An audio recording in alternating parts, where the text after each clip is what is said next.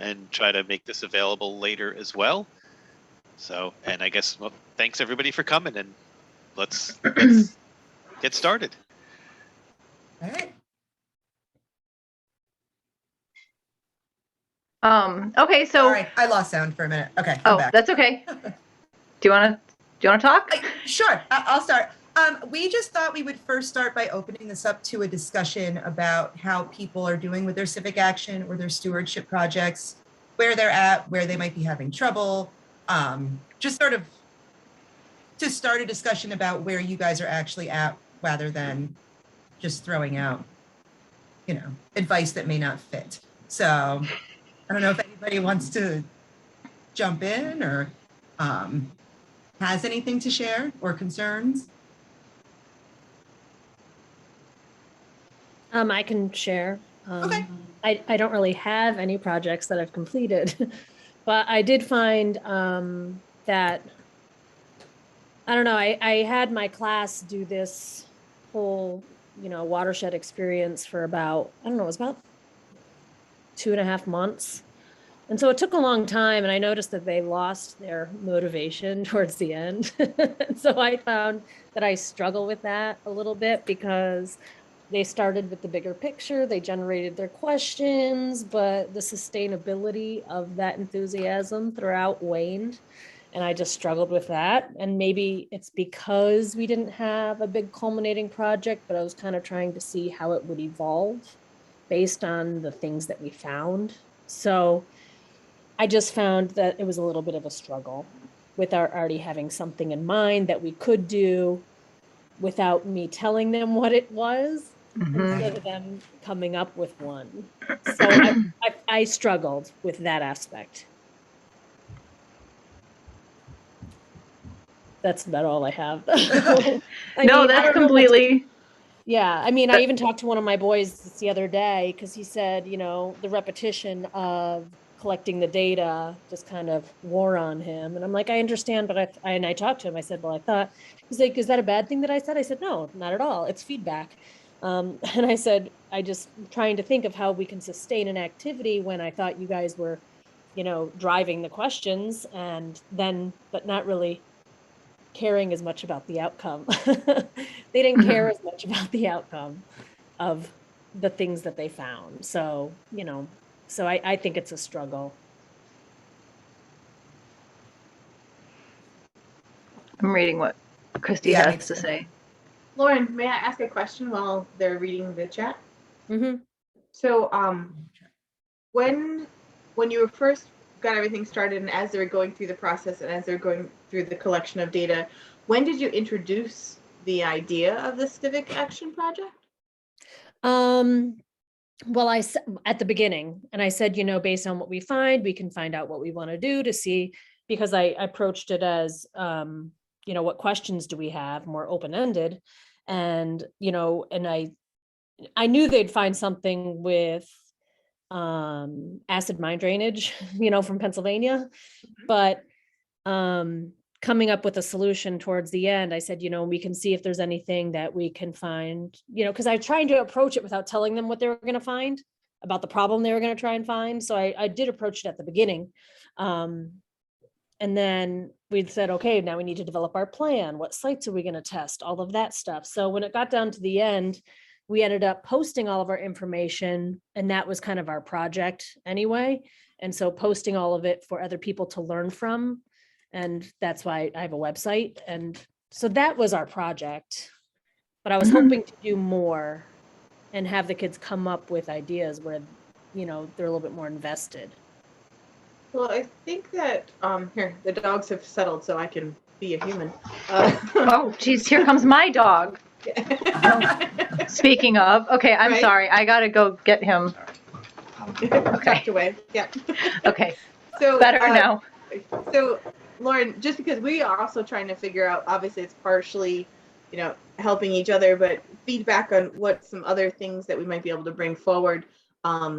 When you were working with the students, and you gave them kind of some examples in the beginning, because the website's a fantastic idea, and they could even expound upon that website of maybe they just take the website and share it with municipal leaders, or share it with Right. school leaders, like, and that could be that one tiny bit little step that might feel like a little bit more. Yeah. Because they can define community around what they think community should be. Is it their peer community? Is it their teachers and administrators, or is it the town they live in? You know, kind of defining that as well. And so just that one tiny little step more of, yeah, we posted it, but let's make sure people talk about it and look at it could be helpful. I don't know Yes. if they might agree or not. You know, like And I they said, do if they got tedium of data and they're like, I'm done. But you know, Yeah, no, they don't. They did like that, and they did put a lot of time and effort into the website. But I also worry that sometimes I know I sent it to you guys, but I wasn't sure because sometimes it's our school like Google site, so I wasn't sure if everything was even readable by the general public, and I have a hard time even finding it online. Like I don't even know how to find it, or if you register it with Google or something. So that was a little bit of a roadblock, just because I'm not as tech savvy as I want to be. But yeah, but the next trimester starts in the end of February, so I kind of want to take what the kids have already done in the website and springboard it, so they're not just repeating the same thing. sure. So I'm hoping to get more ideas of, now that we've collected data, we can look at it and look at their questions, look at their supporting questions, look at the data they collected and say, hey, now let's figure out something to do with it. So. And that's also a resource that we would love to be, you know, we have a lot of, oh, sorry, thought I had them under control. We have a lot of connection with municipal leaders. So if they wanted to maybe share it throughout the region, or, you know, wanted to get their work out there, we can absolutely add it to some of our, you know, communications, things along those lines. And I'll jump in and say, I ran into a similar problem, and I've been going through a lot of Earth Force stuff. And one of the things I'm going to share tonight is the Earth Force website's awesome, and it always links back to that, but I tried to organize it into the steps to get to a civic action project. And I'm just starting that with my kids. So that you might find that helpful. I've been finding it helpful as I go through it, but I haven't actually implemented it yet. It's midterms. And so I was going to implement next week. So, and start running through that. So yeah, similar problem. My kids ran out of steam, ran out of interest. And I'm hoping by reintroducing this in a new way, maybe they'll get on board again. And I'll have different kids in the class. So Oh, okay. yeah. So I have 3 different trimesters of kids. So the summer one was August, September, and a little bit of October. And my next one runs basically March through June. So I'm trying to think, and also it'll be warm enough, then we can go out and hopefully go on kayaking trips and kind of take some breaks from a lot of the data. Because I do tell them that part of the reason that we're doing this is so we can enjoy our surroundings, our healthy surroundings. And, you know, and part of that is, you know, sitting by the water, playing in the water, kayaking in the water and stuff like that too. So. Well, I and- guess sometimes there's just so much out there. I just don't know where to go. Cause I know you guys gave us tons and tons of information, but it's almost like I need just 1 or 2. Right. And I need to start there and then try that out and then see where it goes from there. And what I was going to ask Lauren, was this the first year that you had done the data? You've done it before, right? I think you're. Yes, but yeah. in the context of like a MWEE, where they have like a driving question and all that stuff, Yep. I think it was more valuable this year, having those resources. And, you know, going out and getting first person information from the Pennsylvania dams. I mean, all that stuff was really, really good. And I thought it was more authentic, and I think the kids enjoyed it. It just, you know, it was a long time. Yeah, The kids were- Yeah. like, Well, I wonder too if did you have them looking at any of the data that kids in the past had collected as well, or, you know, kind of comparing any of the things that they'd done with what had come before? Not so much, because we've sampled, the places I have sampled have evolved over time as Right. well, because I didn't have, some trimesters were shorter, some I didn't really have as much information, or I was just starting, and I'm like, okay, well, we'll take a couple trips and see what it's like. Is it healthy or is it not? So there were a lot more short-term trips, whereas this was my, you know, my biggest, more long-term project. Yep. I was just wondering if that might help with their interest, if they have the opportunity to be able to compare, over time and look at what's changing or not. And, maybe Yep. something jumps out, like, oh gosh, look what happened this time, Yeah, yeah. And I'm trying to format our data because it's all presented in different manners. Yep. And so now it's really about consolidating all of that and saying, okay, can we have it in a document where we can compare from year to year or spring to fall? Or so it's also about taking that time to crunch the numbers and data and put it in a usable format for the kids. So, but yeah, I'd like to do more projects and action activities. I think our students have to do community service anyway. So I'd really like them to be a little bit more involved in coming up with an idea of something to do. We also have direct connection into the Choose Clean Water Coalition throughout the entire watershed. So if those are member organizations that you think could be helpful in any way, whether it's even a presentation where the students could present to the organizations. The reason I say that is because if we're looking at multiple steps and how the kids can sort of learn how each step can make a difference, that organization as a whole does direct lobbying to the federal legislators. I promise I can talk. They go onto the Hill once a year to lobby for clean water. And something like this, especially a student-run project, would be something that might be integrated into, example projects when we go on the Hill to talk about what's going on in the watershed, showing the educational pieces and showing how it's, how their research can basically get in front of a state senator or, what have you, could potentially be helpful. I don't know. Again, it's really about what your students are interested in, but those are all resources that, because we did drop a lot of information in all of your laps this summer, that if you just need to bounce ideas, that's what Heather and Liz are for, as well as Jeff and I. So if you just go, if you have any questions at all, instead of having to dig through, always feel free to shoot an email, because that's why we're here, is to help support you guys throughout the process and kind of build up your network around these connections and networks of humans and legislators and what you need for your projects. So please always reach out. You're always welcome to. We don't have to wait for these meetings to talk. So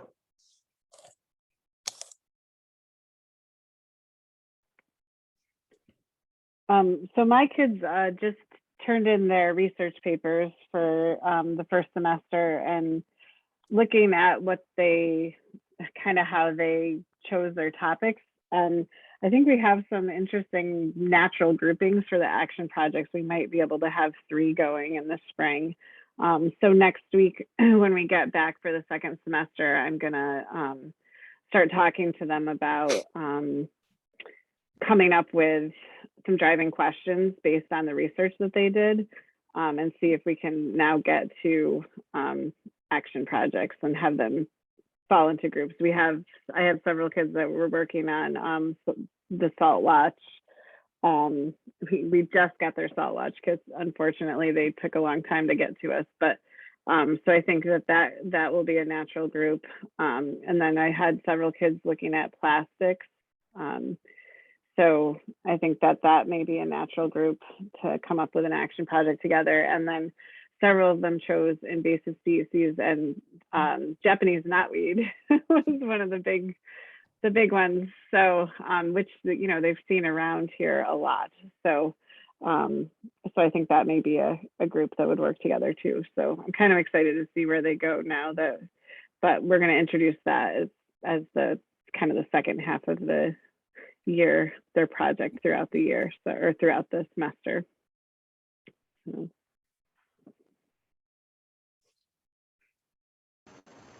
So you'll be doing more of the field work and the data collection?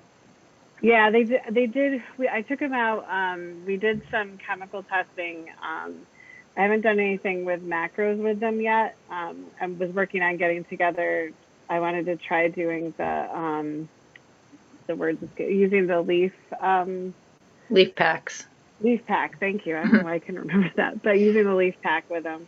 and doing that. And I do want to take them out. I'm hoping in the next couple of weeks to do some winter testing, just to see if we can get through the ice and check some stuff out, see what the water's like in the winter time, and then we'll get out more as the weather gets nicer and actually start really working on their action projects. So we'll see. The site where we go to is right behind the school, so the plastics kids are certainly going to find lots of, and already have seen lots of plastic pollution. So we'll see where we end up going with this. And can they trace that back to the school? Oh, absolutely. You Okay. can tell that stuff came from the cafeteria for sure. Sadly. Mm-hmm. Well, that certainly loans itself nicely to action and Yeah. So it's unfortunately where we are is over by the elementary school, but it'll translate without any issue. So.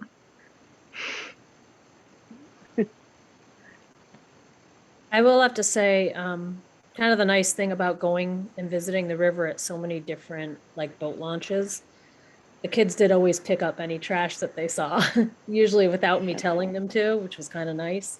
She's like, oh, look at this, look at this. One of the boys, I'm like, where did one of the boys go? And I'm like, I'm going to strangle this boy because he walks away. And I'm just like, we're by a river, don't walk away because I don't know where you are. And he was dropping off trash back at the van that we had driven there with. And I'm like, Michael, please just tell me when you leave me. You know? But yeah, but he noticed, he's like, well, I had to pick this up and pick this up and put this here. So, I mean, so that's just kind of nice. So at least I think they were trying to make each location a better place, you know, when we left it. And they did make a lot of nice observations without having a really big culminating project. You know, of course, the teacher and all of us wants us to have this big thing the kids come up with and they're going to change the world with it. But, you know, I understand these are little baby steps that I'm okay and I'm happy with. So I think, you know, overall, they did a very good job. And they did put a lot of information out there on the internet, which I'm very happy about. Whether, you know, I'm not sure if all of their data they collected was accurate, but that's why I tried to have them repeat and have them double check each other's work. But I also couldn't see all of it. I didn't see all the results that they collected until they actually recorded it. So back in the classroom, you know. Right. But, you know, it is what it is. Well, we certainly know there's always that episode of, oh, I just added 10 drops instead of 8, or Yeah. you know, I mean, it's going to happen from time to time. Yeah. Like, are you sure that was the pH? I'm like, are you sure? And they're like, that's what it looked like. And I'm like, okay. I know Christy's driving, so I don't want to skip her if she can talk, but She did share some things in chat. oh, okay. Maybe I just missed that. A little bit. Oh, okay. Yeah. If you have anything to add, Christy, if you can, feel free to join in at any point, but we understand that you're traveling, so if it's safer just to listen, that's fine too. Well, do you want me to share the first document? Sure. Let me do that. I did have it all right here. I just want to make sure I'm sharing the right thing. Yep. Okay. No problem, Christy. There it is.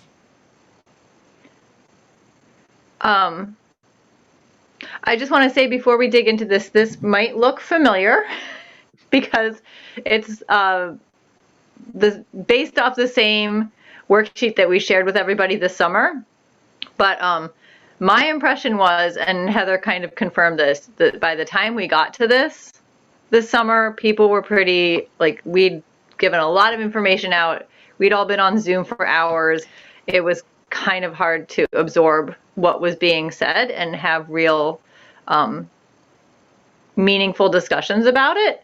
So we thought it probably wouldn't hurt to present it again. We've made some changes to it. It's not exactly the same, but if it looks familiar, that's why. You've seen parts of this before. We sort of covered number 1 a little bit, but I don't know if you guys want to look at it and You know, Erin, you kind of have your 3 possible action projects, but even though it's supposed to be student-led, one of the things Liz and I were talking about is sometimes it's not a bad idea to have an idea in your own head of what Mhm. an action project would look like. So I don't know, Lauren, if you had any thoughts on where you would like to see your kids go? I mean, I did a little bit, but I guess because one of the questions was how, was basically how the Tioga River impacts basically the watershed or I can't remember now. It was 6 months ago. But anyway, but it was something. And so they did a lot of research and they actually found out that there was like some county coalition, the CCCC thing over at the headwaters of the Tioga River that have actually like amended the water, you know, and when we got to the Tioga River, Tioga Hammond Dam, we talked to the dam operators and Army Corps of Engineers. When we talked to them, they were telling us that their levels were good because of the remediation, the stuff that occurred upstream. So I had thought we would have a lot more, you know, I thought we'd find more issues with the water downstream than we did. So, and from the research, because they did a lot of research, they did find all these things that were going on and how the water has been kind of fixed before getting to the Chemung River, which is our river in Corning. So I had expected more, but then once that happened, they're like, oh, problem solved, you know? Right, like good for the environment, bad for a project. So yeah. Right. So I think that was kind of what they were thinking because they saw the problem. They saw the acid mine drainage, they saw the low pH, but then the whole reason for the dam, and they did find out that the reason that the dam was built was because the Hammond Lake was going to make the Tioga Lake better quality. And so they found that out through the research and from visiting and all that stuff. And so they kind of found that, you know, we have been doing a lot of fixes. So then at that point, I'm just like, okay, well then let's make sure all of our data is compiled and presented in a readable way. And that's where we ended up our focus because of time. So I was thinking of doing other things, but I thought they would have developed a little bit more naturally, but they found that a lot of things had been fixed. And so I guess we kind of got stumped at that point. Then the question becomes, what is it like at the next checkpoint or the next dam down, like from you guys on down? Right. And so that's why I'm thinking, well, now this project can evolve a little bit. We can learn. They did all these tests, you know, from PA, and we took some long trips down to PA, you know, and we sampled water there and we saw the quality, the color, and how things were a little bit different. But now it's like, okay, maybe we can take that and springboard, you know, for this next class that I have.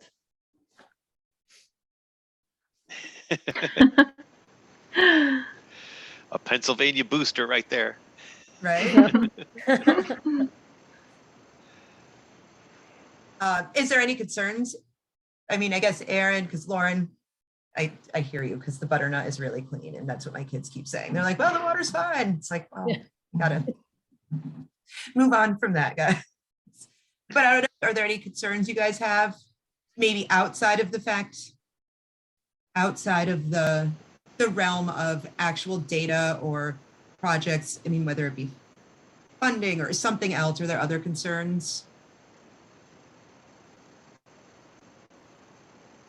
Or Liz, anything you want to add to that first part?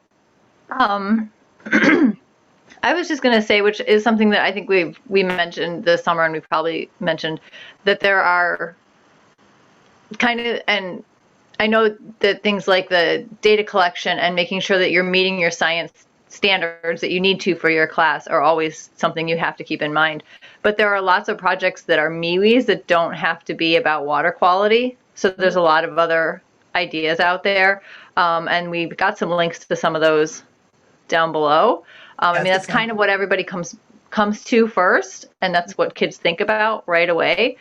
But there's a lot of other ideas, some that we've heard about, but also, you know, there's a lot of other issues that impact the watershed besides just testing the water chemistry and the macros. And I know I know, Erin, you're doing some pollution, some of the plastics, and that ties into that as well. So as you're thinking about action projects, I guess kind of thinking outside the box, which I'm sure you all are doing wonderfully at anyway, but just a sort of a reminder and a plug for some of those other kinds of ideas. Do you want me to skip down to some of the, like? Yeah, we can skip down to some of that. Okay, so this one you guys have actually seen already. I just put a link back in because there is so much on Google Classroom where Jesse did the 7th grade climate action project. So I just put the link back in if anybody wants to go back and look at that again. But these were, and I realize I'm going to have to kind of scroll through slowly so you can actually see them. But not to give your kids ideas, but sometimes we were saying, even though it's supposed to be student driven, sometimes just to get your feet in the water, it's almost easier to start with something you're more comfortable with. And either guiding your students in that direction or just calling it a mini action project or a mini stewardship project. So one of them was, a plastic film recycling campaign, collecting plastic film. It involves a little work on your part in terms of dropping it off regularly at a grocery store. But there's also some cool challenges going on right now. One through Otsego County Solid Waste, which none of you are in Otsego County, but the Trex one is national. So anybody can do the Trex challenge. And then I also included a link for where you can actually drop off your plastic film. Should I just run through these, you think, or you want to? Yeah. Is anything you want to add to that, or? Well, OCCA is doing a plastic film, but again, that's Otsego County. Yeah, Right. that's in That's what you were talking- conjunction with the solid waste department. Okay, right. Trees for Tribs I looked into, and they're actually even easier than getting them out there. They will literally send you a package of seedlings. So you don't even have to have the time where you can make it a field trip day and get all the permissions and have them come and present. You can quite easily just order the seedling package and make that a mini project, having kids just go out and find a spot where they think we need some riparian buffer and order it and plant it and get their feet in the water on actually planning and doing a project that has a real easy end piece in sight. It sounds like you guys are already doing the litter cleanup and the stream cleanup. So you've already done one in that respect. Let's see. I didn't do this on purpose. My students were asked by our local Rotary to come and present. So it wasn't something I ever thought to reach out to. One of my students, his mom is the vice president. And so we went to a Rotary meeting. They fed us a really lovely dinner. My kids talked for about 15 minutes. They got to sing some Rotary songs, which they did not love. That was a little, it looked at me and said, "Did you know we were gonna have to do this?" And I said, "No, I've never been to a Rotary meeting." But so they presented. I actually did it as extra credit because it was sort of unexpected. And they said, "Our meeting's in 2 weeks. Can you come and present on things you're doing?" So, that's a civic action right there because you're presenting to an organization that actually has a fair amount of power in communities. And now the Rotary wants to buy recycling bins for our athletic fields. What came out of that presentation. And now they're also,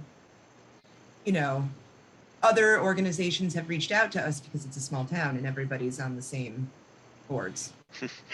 People on all the boards. So right. My students were asked to write an article for the Butternut Valley Alliance, which does a lot of environmental work in the area. So that's their next mini project, is to write an article for them for their newsletter. This was the one that you looked into more. Oh, yeah, those are a couple of links on the Bay Backpack website. I don't know if you guys have been using the Bay Backpack website very much.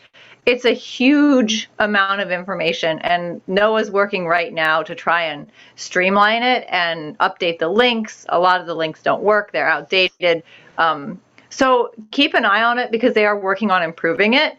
But they have a whole section on healthy schools, and I just kind of focused on like cafeteria options, waste reduced lunches, encouraging promoting a day when everybody brings a waste-free lunch to school as much as possible. You could measure it compared to a normal school day. There's a lot of stuff there.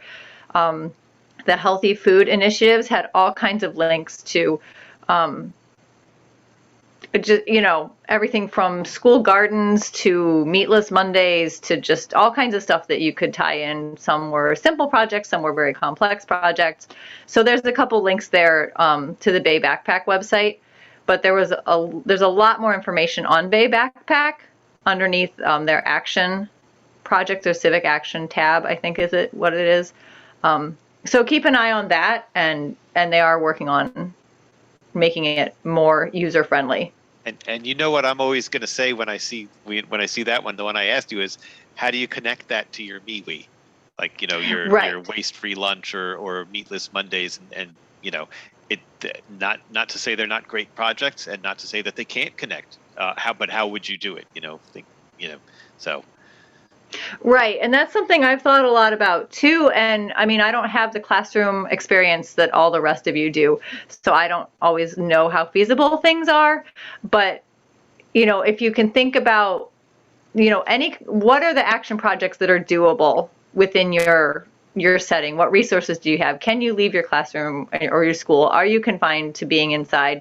And that, if you kind of work backwards, say, okay, we could do something with the meatless Mondays. Okay, how do we work backwards from that and help the kids come up with a MWEE project where, again, you can't just give it to them, but something along those lines is what you end up with for your action project, because you know what you're capable of doing and what your limitations are. So it might be just another way to kind of think about it as you're starting a new project. I was going to say that's one of the things I struggle with the most is my kids come up with these grandiose ideas that are absolutely nothing we could ever possibly implement in a school year unless I quit my job and got a huge grant. And so sometimes I find myself in over my head because they get excited about it, and I want to keep that going, but it's hard to pare them back down into doable ideas. Mm-hmm. Yeah, I was helping with some of the editing of the action projects. They pulled in a lot of partners, NOAA has, to help out with editing these action project ideas. And I was looking at the one for wetlands, how to bring in the concept of wetlands and do a MWEE revolving around wetlands. And it said things like, restore a wetland on your school, create a wetland habitat in your schoolyard. I thought, that's pretty hard to do. How ambitious are you? But that reminds me of another thing I was going to say, going back to the Trees for Tribs. I remember, I think it was at the field day that you were at, Lauren, the one out in Hornell. I think I remember Lydia saying that they have projects where even if you can't get outside, they can you can help to prepare the willow seeds or the willow seedlings indoors. Like, that's something you can do inside in your classroom that can still be a small action project, but something they're doing to help get them ready for another group who is able to go out and plant them. It's the willow stakes, isn't it? Is that what it was? That's the word I was looking for, right? Thanks, yeah. So, even contacting a partner like that and saying, it's winter and we can't really go outside. Do you have options? Are there ways we could work together within those limitations?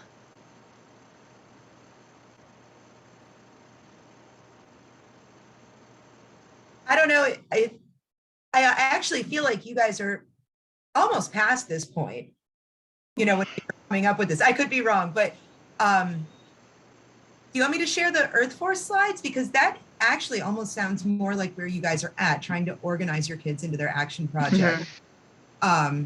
So I'm just going to, unless anybody has anything to add to this, I was just going to switch gears. And this had been something I didn't really plan to present. It was more something I was just going to post to Google Classroom and let you guys look through. But it might give you some ideas on how to get your kids thinking about things. So, sorry, I'm really bad at Zoom. I'm much better at Google Meets. So I'm going to do that. So all I did was go to the Earth Force website, which is right here, and everything links back to them. None of this is anything I created. Instead, what I did is I went through and I organized it in a way that I felt like it would work for me in my classroom. So, you know, they started off, I listened to a couple webinars and I went through the website, and it did start off on saying, you know, go out and find a student-led civic engagement example and just spend a period letting your kids see it, watch a short video about it, read about it, and then like tear it apart. What worked, what didn't, you know, is this something that was doable? But this was the stuff I really liked, is they gave you all of these great links to, and it was in order, where, you know, you started with, you know, looking at your community inventory. So, you know, basically looking at things like, and I can't see the whole screen, unfortunately, you know, what is something that students are concerned with? You know, what are some causes? What are some effects? Doing a little bit of inventory. So it brought you into, and I don't want to go through everything, but just to give you an idea of what it looked like, ideas like do a survey, do an audit, do some interviews. And, ooh, too far, way too far. Sorry. There we go. And then it gave them all these worksheets, like strength and concerns lists, like what, you know, what are you concerned about? What does your community have going for you? Do you have a strong Rotary Club that wants to get involved? Do you not have anything that wants to get involved? So the first thing was to do that inventory and get kids thinking about problems. And like I think Liz said, or Jeff, I'm not sure, community is sort of what kids are thinking of. It doesn't have to be the town. It could be the school.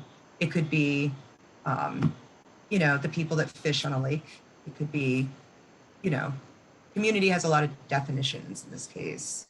And then it went into issue selection. Again, it gave you all of these links to all of these worksheets to help kids start to write down their interests and write down whether or not it's feasible. And I think this was a huge thing. This is something I plan on spending at least a couple of days with my kids to really get them to think about what's feasible and what's not. It has a ton of research resources. It explains to them the difference between policies and practices, and, you know, how to ask those questions, how to think about who stakeholders are. We always think of stakeholders as like, you know, the governor and your local legislature, but your stakeholder could be your principal or your cafeteria manager. And it was just a nice way to sort of set up their goals, set up their strategy. It had some rubrics that allowed students to sort of self-grade themselves on how well they were doing, how feasible their projects are, what they can actually contribute. Because I don't know about you guys, Lauren, it sounds like you have a lot of different kids, so this might especially apply to you. But I always have those kids that don't feel like they have anything to contribute. So it does take some time to make kids really think about, what are you good at? Maybe you're really good at art, so you're doing the graphic design, or maybe you don't want to talk to anybody, you just want to write emails. You know, it gets every kid contributing in some way. And this stuff is just sort of like gold because it gives you all of the planning worksheets, helps you break kids into committees, keeps them on task. And like Earth Force must have just put a ton of time into this. And Jeff, I don't know if you could speak to this because you actually did the training. Am I sort of on point with where they were going? I mean, this was my takeaway from there. And I didn't include all their resources. I just included the ones that I'm going to start with. But I did make it so that if you click the very first link, it takes you to their actual Take Action page with a video on how to do it and all of their links, not just the ones that I'm planning on starting with, because I may find the ones I put in there are absolute rubbish and there's something way better on this page. So, and then I think this was the last one, was the reflection piece, giving them a chance to reflect, think about how they did. And I really encourage you guys to look through this because a lot of it made me realize that my civic actions don't have to go to a legislative level. It could be something as simple as a more localized group of people. And then the last thing I want to share are these tip cards, which, Lauren, I was thinking of you when I was looking at these and what you were saying about the kids sort of losing interest. These have everything from how to write a good email to how to stay organized to how to find information. And yeah, I plan on using the writing an article one next week when they write that article for the Butternut Valley Alliance newsletter. But these tip cards were just like gold, and it took me a long time to find them. I had to have Jeff help me find them, but they are posted to Google Classroom, and there's just really great organizational things in there. All right, so I did not plan on giving a presentation, so I'll come back up to where I can actually see you guys and let someone else talk. Well, Heather, you kind of had to remind me of the tips cards a little bit because, yeah, Amy and I went through an Earth Force training 2 years ago, I guess, and sort of like we gave you a lot of information that you can't possibly remember all. It was the same thing. There was tons of information from them that we kind of said they had a lot of great stuff, and I can't remember half of what it is. So, yeah, definitely worth a look. And you know, I think it was Amy who had mentioned it before about the definition of community that, you know, I think we tend to get locked into it's a town, it's a county, it's the country, whereas community can be any subdivision within that. It can be the 4th grade class. It can be, you know, yeah, pretty much anything. Oh, there we go. Now I can see everyone. So I don't know if anybody has questions on that, comments on that. The Earth Force website is huge, which is why I made that slideshow. Like I said, more for all of us, but I made it really with myself in mind. So, you know, by all means, feel free to make a copy, change out the links, organize it however you want. I was in Lauren's boat. My kids were losing interest. I was losing them, and I just needed to reorganize my thinking on this project.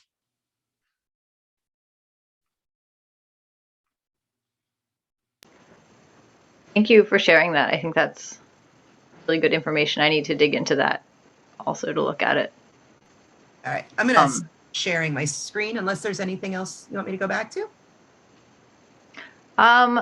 You know, I was just thinking, I think we skipped over one of the questions on the on that document. Oh, okay. Which may be what you just talked about with the Earth Force. More about like the logistics. It was just a few things that we thought of. Question 2. Oh, there, this number one? 2. Yep. Yeah. Yeah. So just things that you've probably thought of before, but sometimes it's helpful to have them written out in front of you. Just things to think about as you get started on trying to decide what's feasible. Is it, you know, what are some of the logistics that you have to work around to do a project? So I just wanted to make sure we went back and highlighted that a little bit. That's all. And it does sound like, Erin, you're kind of already largely into and even through that and looking at how, you know, kind of grouping the students together based on similar ideas and areas of study.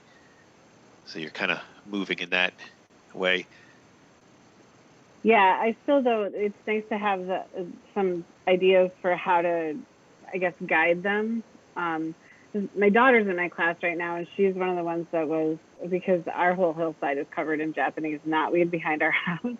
So she did research on that. And so I was talking to her about Trees for Tribs. I just mentioned that because she also does a lot of running, and we have the General Clinton Park in town, and she said that she's noticed a lot of it there since she's researched it as well.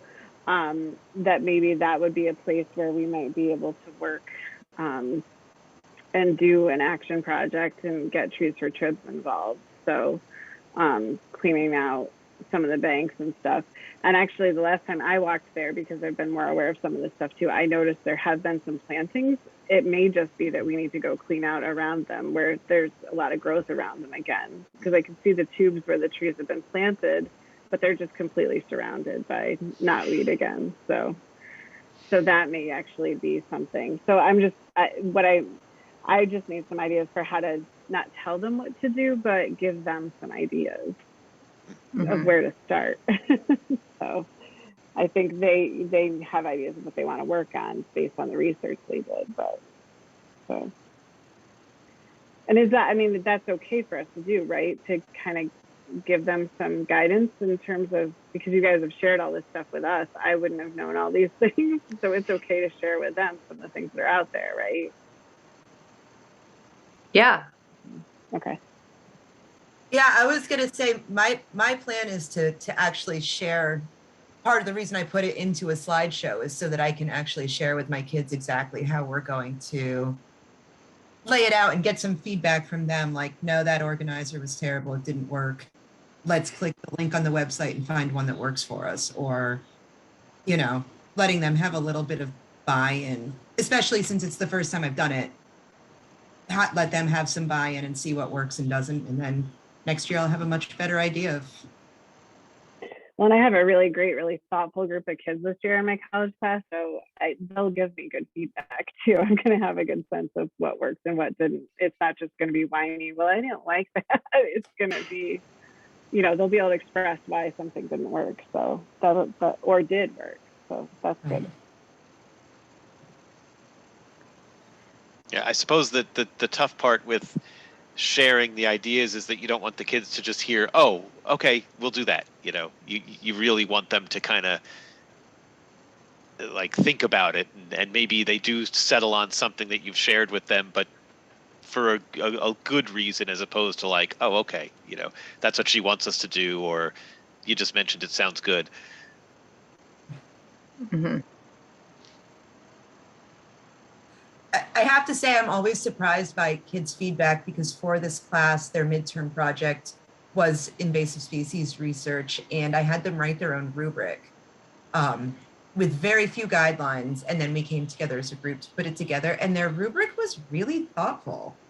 And I was more so than I expected. You know, they did a good job writing it. I didn't really have to change much. I mean, I had to take out some of the, you know, don't swear. Like, that's an obvious, guys. We're not going to write that into an official midterm rubric, but, you know. I don't know. Yeah. I kind of swear at Japanese knotweed sometimes, you know. That's true. That's true.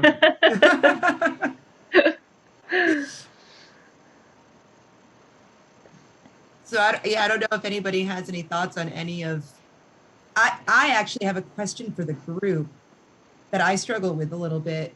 Is the graded or ungraded? I'm just curious what you guys do for your projects, especially since sometimes kids play different roles, and you know that group grading is always dangerous because you've still got those two kids that haven't shown up for class for 2 weeks and didn't participate. So do they deserve the 95 when other kids were putting in hours of hard work? And so I'm just curious, you know, did you guys grade your civic actions, or do you plan to grade them? Or I'm planning to grade mine because it's going to be their second semester project, but I'm struggling with how that's going to work and what it's going to look like. I found, I mean, yeah, all my kids did different projects. They all did different things every single time we went out, and they all did different research, and some kids focused on the photography aspect and documenting that way. And I had some other kids that wanted to do more computer research. I had other kids that wanted to, I made them rotate though through them. So I said, well, if you took pictures this time, then someone else will take pictures when we go to the next field site. And then they all played different roles updating on the website. So I tried to shift all of the jobs so they all had experience with all of them. And we edited for, you know, excellence, so to speak, you know, so I didn't really give a grade, but we went through and other kids would read each other's work to make sure it was you know, publish worthy, I guess, online. So I felt like it was valuable enough in what they learned that I didn't have to provide a grade. But also my school doesn't have grades. So that makes it different. But I did make them all accountable for writing their own response to the like the guiding question at the beginning, you know. So I said, so answer the question, how have humans impacted the Tioga River watershed? Based on everything that we've done, all the research, all the visits, all the people we talked to, you know, and a couple of the kids did send an email saying, these are the questions we have, you know. So then that was kind of the culminating thing that I think you could assess or grade, because then it's, what did you get out of it? But it wasn't like an essay. One kid, I told him write a paragraph. He read me 3 pages. I'm like, okay. He's like, I really want to. And I said, okay, that's fine. And I said, if you want to do more research to supplement or back up what you're saying, go for it. I said, but you can look at all the research we've already done, the interviews we've done, you know, the field tests or the data we collected from the fields. But I said, using all of that, and that was their final, you know, I guess you could be a graded project. But if it's a very long-term project, only have 1 grade. So, so then just looking at that, I mean, so I could have given them all, you know, a grade or, you know, a check for completion and, you know, make it a grade equivalent, you know, or saying, but, you know, our school is you do it until it's the best of your ability. So we tried, and it was more collaborative that way. So I was like, okay, well, if you didn't do that, then why don't you help this person do this? So they kind of all worked together, which was nice. And so they weren't really focused on a grade.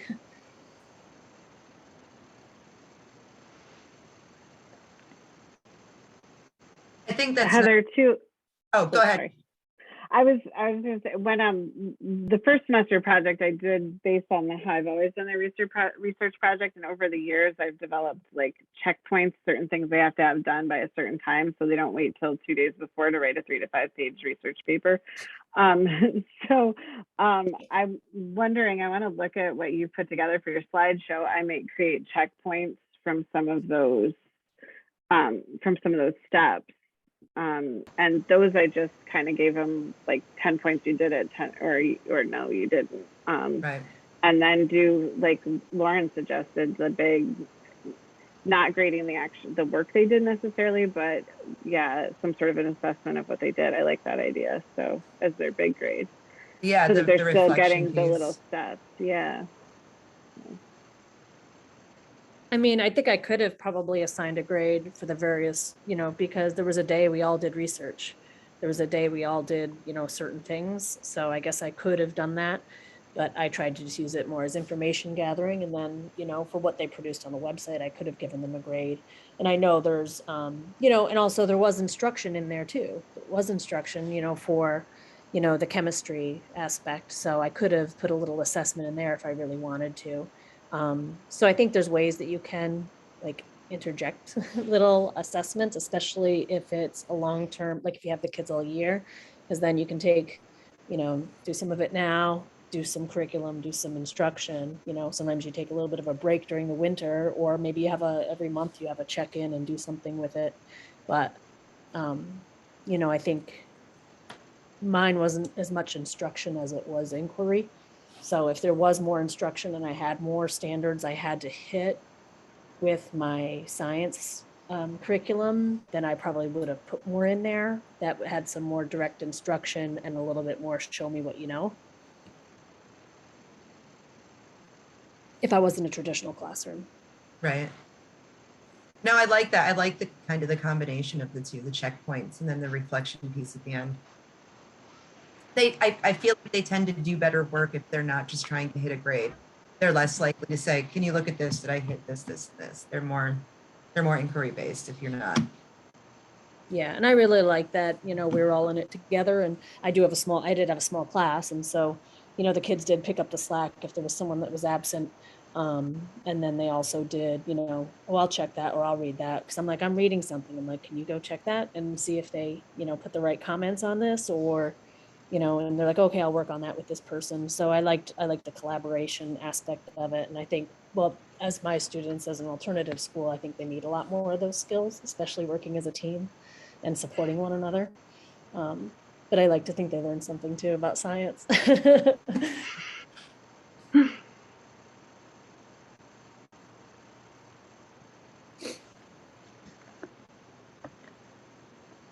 Well, we're about at 8 o'clock. We said we'd be done around 8. I think there's been some great discussion and great ideas shared.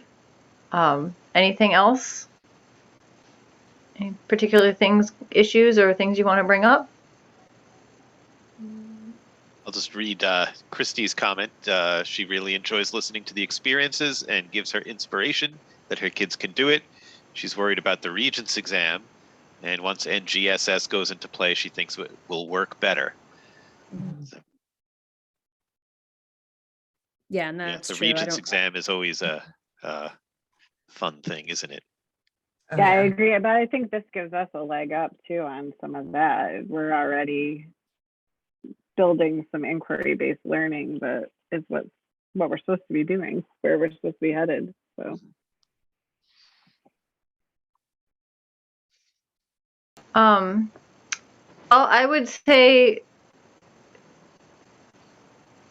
just before we all head out, just a reminder to all of you that we are open applications for the Institute for next summer. You'll probably see flyers at your schools. Hopefully they got there. So pass the word on to people who you think might be interested. I think we talked about it last time. It's going to be in person this summer at the Pine Lake campus outside of Oneonta. It is going to be in person. We'll figure it out. It will be in person. No, fingers crossed. Yes. So please just pass the word on to people who you think might be interested, because we've got applications online and available.